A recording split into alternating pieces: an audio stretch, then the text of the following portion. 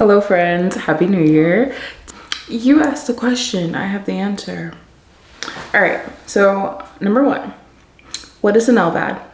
LVAD stands for left ventricular assist device. It can be used for either destination therapy or a bridge to transplant. If nothing can get wet, how do you shower? So I shower every day by wrapping my stomach and using a waterproof shower bag. It's really that simple. I cannot go into pools, hot tubs, or take baths because I can't submerge into water, but I can shower as long as I use this correct safety precautions when it comes to using the waterproof bag and wrapping my stomach, wrapping my tummy.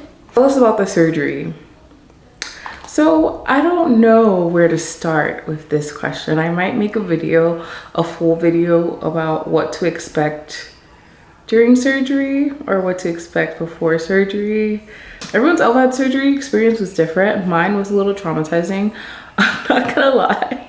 Your LVAD bag is cute. Where did you get it from? So when it comes to LVAD bags, I most recently did a video on where I get all of my LVAD bags, or all of the bags that I've put my LVAD in so far.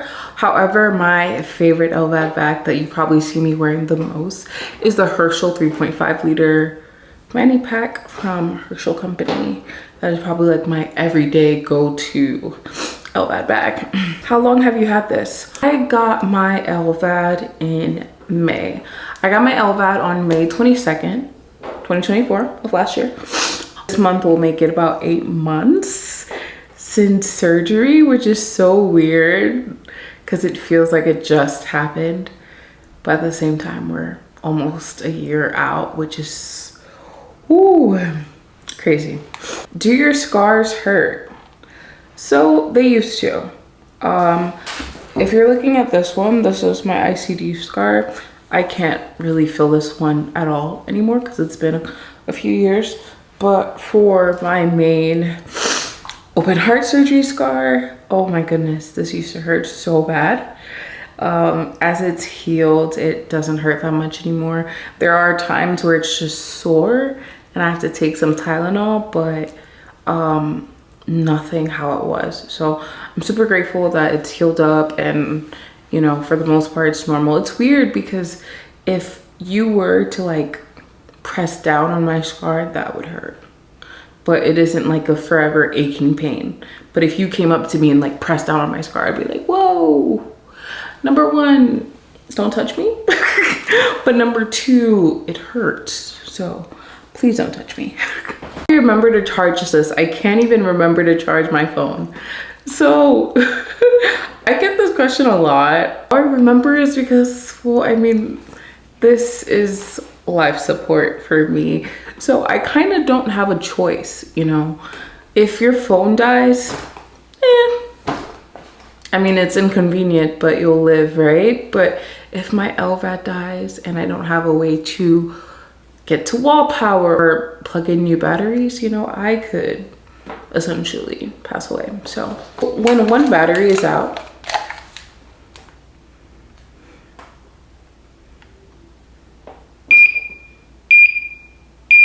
that's how it sounds. That's pretty loud, right? When your LVAD batteries are completely dead, the sound that it makes is this loud screeching sound. So it almost feels like even if you wanted to forget, your machine probably wouldn't let you forget because it's gonna bug you. It's a loud, piercing, screeching sound. That's how I don't forget because I want to stay alive for as long as I can. Are you allowed to get pregnant with this? So this is kind of a loaded question. From what I've been told from my team is you shouldn't. And if you were to fall pregnant, that you should, you know, for the safety of yourself and the safety of your baby, it probably isn't a good choice to get pregnant.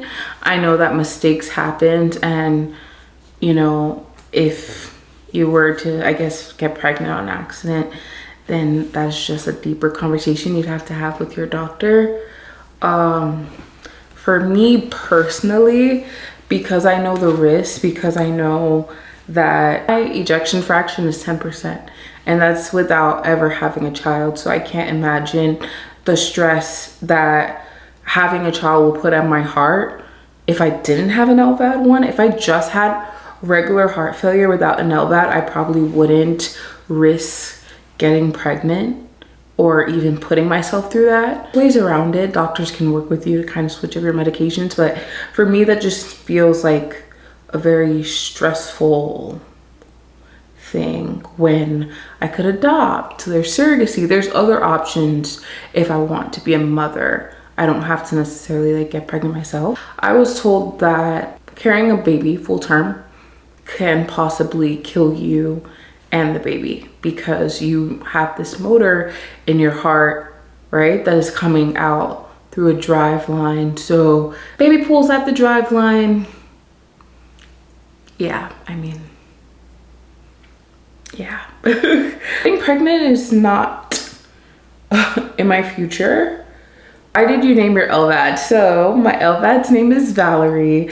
I named my LVAD just to kind of personify it a little bit. I felt like I was having a very hard time coping in the beginning. I got implanted when I was 28. I went into cardiac arrest when I was 28, and that is so young. I'm 29 now. I literally turned 29 a month after cardiac arrest / implantation. So thank God, which is crazy because it's like, yo, I literally could have passed away. I literally could have passed away at 28. That's so weird to think about. But anyhow, naming my LVAD Valerie, I was on the phone with my friend and I was just like, oh, I want to name my LVAD. And she was like, what about Valerie? And I was like, I actually love that name, and Valerie's a name. Also love Amy Winehouse. So why don't you come on over, Valerie? Come on. Why don't you come on over, Valerie? Ba-da-bup, except it's my LVAD, Valerie, Val the gal. So yeah, I don't know. I think it's funny sometimes, like if I'm doing something extraneous, I'm just like, oh, Valerie is putting in overtime today. Valerie needed some PTO and she couldn't get it. You know what I mean? It's just, you know, because it's just like a extra part of me, Valerie. Next question, babes. Do you not have a normal heart? My native heart, the heart that I was born with, is still here. She's still in there. She's still doing her thing. She isn't doing her thing well. She needed some help, you know? Like she needed a little bit of a crutch. She needed a little TLC because she was failing, you know? She was failing. She needed a tutor. She needed someone to help her along. And in comes the LVAD, and she's been helping ever since. She's a great tutor. She's a great friend to have. So why not just get a pacemaker? Why all this? Why didn't I just get a pacemaker? I actually do have a pacemaker / defibrillator. That's what this scar is from. In 2019, I got an ICD, which is like a pacemaker / defibrillator machine in. That's when I first got diagnosed with heart failure. However, my heart failure took a turn for the worse in 2023, 2024, leading to cardiac arrest, leading to LVAD. So that was an option. That was obviously the first option. Didn't work out, and now we have an LVAD. Next question. How long does the battery last? LVAD doesn't work on one battery, it works on two. So the batteries last 10 to 16 hours. You gotta use two, you can't just use the one. Because if you're just using the one, like I said, it's gonna be beeping and it's not technically doing what it needs to do. Okay. Okay. Do you remember how you felt before your episode? The episode that they're referring to is my cardiac arrest. Do I remember how I felt? So, to give you a little backstory, the day that I went into cardiac arrest, I had already been in the hospital for 3 weeks at that point. The doctor had did a catheterization. They let me know that my heart was barely functioning. They had put in a PICC line of milrinone that I was supposed to go home with, right? So they tried out the milrinone for a couple of days in the hospital, and I was supposed to go home with the milrinone. I was supposed to go home on a Friday, and you know, there were like things happening at that time, couldn't get the medication in time. So my cardiologist says, hey, no worries, wait until Monday. Monday happened to be the day that I went to cardiac arrest. And I think about how that happened. It really reminds me how God really had his hand in this the entire time, because if I would have went home on Friday, I probably wouldn't have been here to even make this video or to talk to you guys about LVADs, because I never would have gotten an LVAD, because I would have just been gone. You know, when people go into cardiac arrest, you have a very short window to react. So if this would have happened at home, the chances of someone knowing or finding me in time would have been a lot less likely, versus this happened in the hospital where I was being monitored on a heart monitor the entire time, around the clock, 24/7. So luckily my nurse was able to get a call from the control room saying, hey, check on your patient, we don't see a heart rate. My nurse walked in, she said, oh my goodness, cold blue. Yeah. But that's just a little bit of backstory. That is not the question. The question was, how do I feel? So I was actually on FaceTime with my best friend, letting her know that I was going home. I meant home to my house, not home to see Jesus, but my body just, you know. Okay, on the phone with my best friend, and I was about to tell her, hey, I'm feeling dizzy.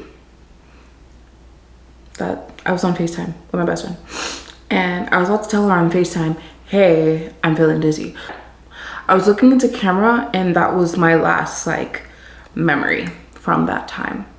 So yeah, dizziness was my only symptom. However, I feel dizzy all the time, so I wouldn't have really known, like my mind doesn't contribute like dizziness with cardiac arrest, because I'm dizzy all the time, especially after LVAD. I don't know if you guys experience this. I would love to hear if you do, but especially after LVAD surgery, I have been dizzy every single day. When I stand up, I'm dizzy. When I do different things. So yeah, I was feeling dizzy, went into cardiac arrest. Unfortunately, I traumatized my best friend in the process. Love you, girl. Sorry about that. Sorry about that. So yeah, that's how I felt, girl. Dizzy. I have a lot more questions. However, I feel like this video is getting really long. So I think we're gonna cut the video here. I don't want to end it on such a like low note. So to end the video on a high note, hi, how are you guys doing? How you feeling? If you made it to this point in the video, I would love it if you left a heart emoji and a battery emoji. And by heart emoji, I mean like the actual human heart emoji, the one that I always use like every day now. So yeah, if you made it this far in the video, I would love for you to leave a heart emoji and a battery emoji right next to it, showing your support for your LVAD girl. This is my first official long form video on this channel, and I'm so excited about it. But what else do you guys want to see from this channel? Because personally, I want to make LVAD videos. I want to talk about life. I want to do vlogs, self-care, adventure, fitness, health, wellness. There's honestly so many things that I'm interested in, and I feel like this YouTube channel is going to be a place for just all of that, you know? So if you want to follow along with my journey to everything, getting better, getting healthier, getting more fit, going on adventures, trying new things, if that sounds like something that interests you, please don't forget to like and subscribe on your way out. Put those post notification bells on so you can be notified every time I drop a video. But I'm sure I will also remind you. I will remind you. Send in more questions. I actually have like a ton more questions, but send in more questions if you guys have anything else you wanna know. You wanna know, you wanna know. I hope you guys are having an amazing day, and I will see you on the next one.